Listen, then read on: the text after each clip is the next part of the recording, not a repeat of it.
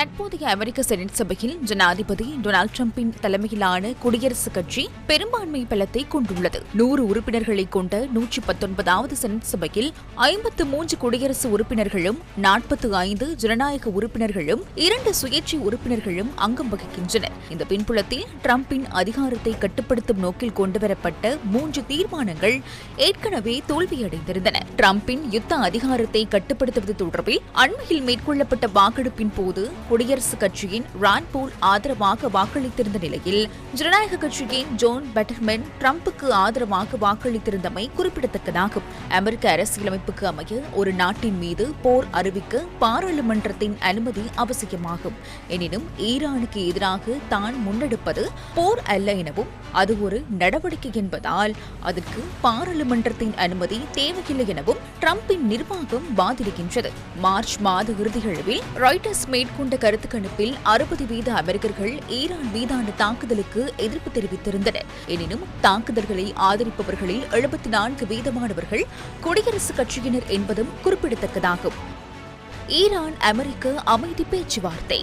Iran மற்றும் America இடையிலான 2ஆம் கட்ட பேச்சுவார்த்தைக்காக பாகிஸ்தான் ராணுவ தளபதி ஃபீல்ட் மார்ஷல் ஆசிம் முனீர் தலைமையிலான குழு தெஹ்ரான் சென்றுள்ளது. குறித்த குழுவினரை ஈரான் வெளிவிவகார அமைச்சர் அப்பாஸ் அரக்ஷி வரவேற்றார். அமெரிக்கா யுத்த நிறுத்தத்தை கோரியதாக வரும் செய்திகளை வெள்ளை மாளிகையின் ஊடக செயலாளர் கரோலின் லெவிட் மறுத்துள்ளார். யுத்த நிறுத்தத்தை நீடிக்க வேண்டும் என நாங்கள் கோரியதாக சிலர் அறிக்கை வெளியிட்டிருப்பதனை நான் பார்த்தேன். அதனை ஏற்க முடியாது. நாம் ஒருபோதும் அவ்வாறான ஒரு கோரிக்கையை முன்வைக்கவில்லை. நாம் தொடர்ந்து பேச்சுவார்த்தைகளில் ஈடுபட்டுள்ளோம். இந்த வாரம் துணை ஜனாதிபதியிடமிருந்து இது தொடர்பான தகவல்களை நீங்கள் பெற்றிருப்பீர்கள்.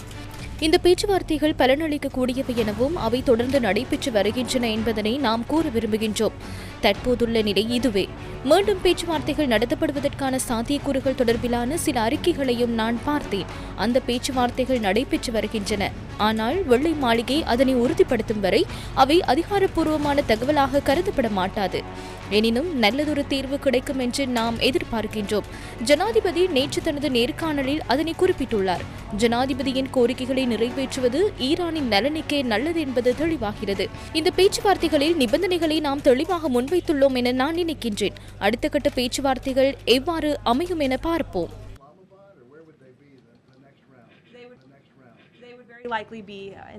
பெரும்பாலும் முன்னதாக நடைபெற்ற அதே இடத்திலேயே நடைபெறும்.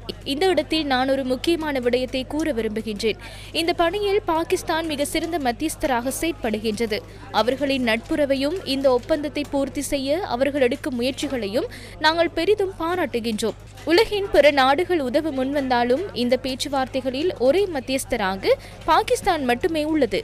ஜனாதிபதிக்கு இந்த தொடர்புகளை பாகிஸ்தான் மூலமாகவே எளிமையாக பராமரிப்பது மிக முக்கியமானது.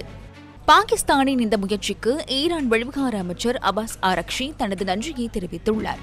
பாகிஸ்தான் ராணுவ தளபதி ஆசிம் முனீர் தலைமையிலான தூதுக்குழுவுடன் தெஹ்ரானில் பேச்சுவார்த்தை நடத்திய பின்னர் அவர் தனது எக்ஸ் பக்கத்தில் பாகிஸ்தானுக்கு நன்றி தெரிவித்து பதிவிட்டுள்ளார். மேற்கோள் ஆரம்பம். பேச்சுவார்த்தைக்கான பாகிஸ்தானின் அன்பான அழைப்புக்கு எமது நன்றியை தெரிவித்துக் கொள்கின்றோம். இது எமக்கிடையே உள்ள ஆழமான மற்றும் வலுவான இருதரப்பு உறவுகளை காட்டுகிறது. பிராந்தியத்தில் அமைதி மற்றும் ஸ்திரத்தன்மையை மேம்படுத்துவதற்கான எமது அர்ப்பணிப்பு இப்போதும் உறுதியாக உள்ளது. இது இருதரப்புக்கும் பொதுவான ஒன்றாகும். மேற்கோள் நிறைவு. இதேவேளை ஈரானிடமிருந்து மஸ்கு எண்ணெய் கொள்வனவு செய்யும் நாடுகளுக்கு தடை விதிக்கப்படும் என அமெரிக்க நீதித்துறை செயலாளர் ஸ்காட் பெசன் எச்சரித்துள்ளார். ஈரானிடம் எண்ணெய் கொள்வனவு செய்யும் அல்லது ஈரானுடன் பணப்பரிமாற்றம் செய்யும் நாடுகளுக்கு 2ஆம் நிலை தடைகள் விதிக்கப்படும் எனவும் அவர் கூறியுள்ளார். 2 சீன வங்கிகள் அவ்வாறான செயற்பாடுகளில் ஈடுபட்டுள்ளதாக ஸ்காட் பெசன் சுட்டிக்காட்டியுள்ளார். நீங்கள் ஈரானிடமிருந்து எண்ணெய் கொள்வனவு செய்தால் அல்லது ஈரானின் பணம் உங்கள் வங்கிகளில் காணப்படுமாயின் உங்கள் மீது 2ஆம் நிலை தடைகளை விதிக்க நாம் தயாராகி வருகின்றோம். இது மிகவும் கடுமையான நடவடிக்கை. ஆனால் நிதி ரீதியாக இது சமமான பாதிப்பை ஏற்படுத்தும் என்பதை அவர்கள் உணர வேண்டும். பயங்கரவாதத்திற்கு ஆதரவளிக்கும் மிகப்பெரிய நாடு ஈரான். சீனா தனது தேவையின் 90% அதிகமான எண்ணெயை ஈரானிடமிருந்தே கொள்வனவு செய்கிறது. தற்போதுள்ள கடல் வழி முற்றுகையினால் சீனாவின் கொள்முதல் தற்காலிகமாக நிற்கும் என நாம் நம்புகின்றோம். 2 சீன வங்கிகளுக்கு அமெரிக்க நிதித்துறையிலிருந்து கடிதங்கள் அனுப்பப்பட்டுள்ளன. அந்த வங்கிகளின் பெயர்களை நான் குறிப்பிட மாட்டேன்.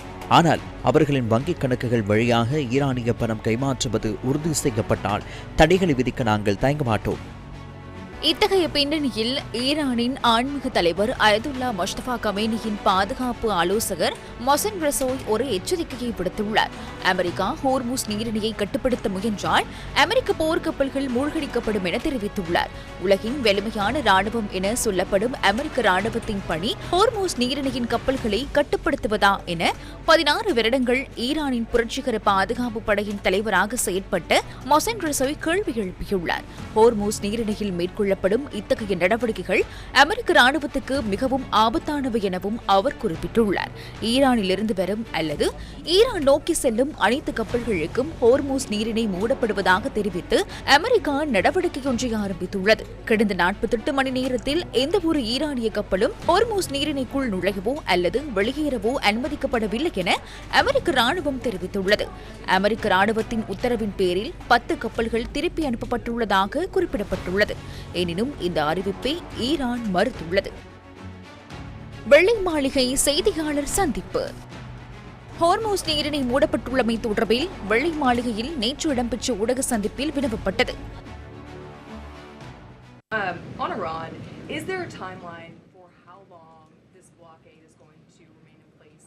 Of the President of the United States, but with respect to the blockade. அமெரிக்க ஜனாதிபதி இதற்கு காலக்கெடு எதனையும் விதிக்கவில்லை. ஆனால் இந்த முற்றுகை முழுமையாக செயற்படுத்தப்பட்டுள்ளது.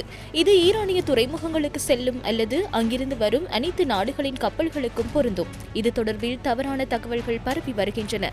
இந்த தடை அரேபிய வளைகுடா மற்றும் ஓமான் வளைகுடாவில் உள்ள அனைத்து ஈரானிய துறைமுகங்களுக்கும் பொருந்தும். அதேவேளை ஈரான் அல்லாத பிற நாடுகளின் துறைமுகங்களுக்கு செல்லும் கப்பல்களின் சுதந்திரமான போக்குவரத்துக்கு அமெரிக்க ராணுவம் தொடர்ந்து ஆதரவளிக்கும்.